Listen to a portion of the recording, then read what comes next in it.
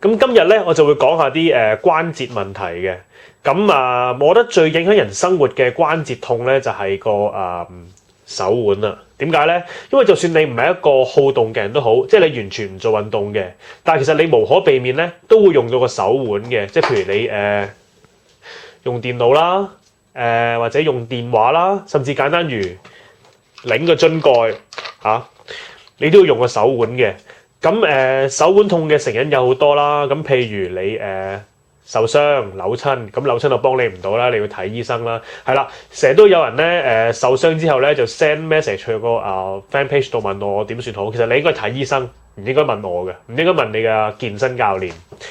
咁受傷冇得好講啦。咁第二就係個前臂肌肉太緊或者個柔韌度唔夠咧，都會導致你個手腕關節痛嘅。咁我今日咧就會介紹啲動作去解決呢一個問題嘅。咁呢個動作咧就用嚟訓練你手腕或者前臂嘅力量嘅。咁用具就好簡單嘅啫，就揾一個水樽啦，裝滿水啦。咁得嘅就重啲，唔得嘅輕啲啦嚇。咁就裝滿水。咁咧就咁樣揸住佢，手背向天嘅。咁你可以揾另一隻手托住佢啦，跟住做一個轉圈嘅動作啦。嗱，我要好慢咁轉圈，個圈咧要越大越好嘅，即係唔要好快咁樣轉，咁樣轉就冇意思啦嚇。個圈又要大要慢啊。咁你轉大概10個圈度咧，跟住就轉另一邊。有10個圈，咁之後就轉手啦。咁如是者你可以做3至4 set 啦每日。咁呢個手腕慢慢就會夠力啲㗎啦，就唔會咁易痛。咁跟住就講下有啲咩伸展運動可以做啦。咁其實咧就唔需要啲咩特別嘅器材嘅，你只要有一張寫字台就得㗎啦。咁就嚟咯噃。咁第一動作就係咁嘅，將個手背咧打平放喺台面啦，隻手咧要伸直嘅。跟住咧，試下咧，將個人挨向後 ，hold 住喺度 ，hold 大概20秒度啦，係啦。如果得嘅話咧，就可以試下再揸埋啲手指，咁佢就會再拉多啲嘅。呢個第一個動作啦。第二個動作咧，就係靠個手掌撳住喺台面啦。咁咧手指要指向自己嘅，跟住咧係啦，又向後拉啦。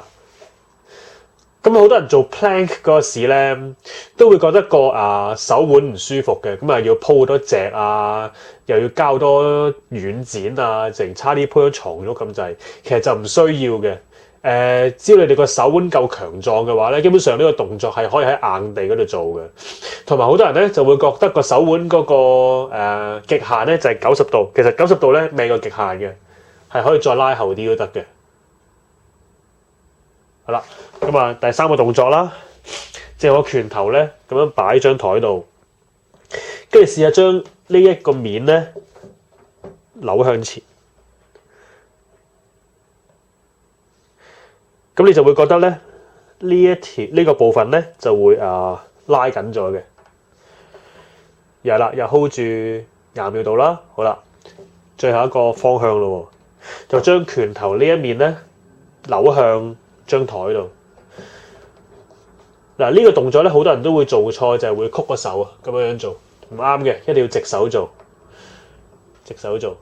用個體重向下壓，咁你就會伸展到呢一個部分嘅肌肉啦。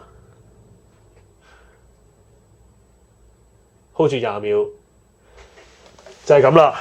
咁就大家試下啦。如果有問題嘅話，就可以去到個fan page 度留言，同我傾下嘅。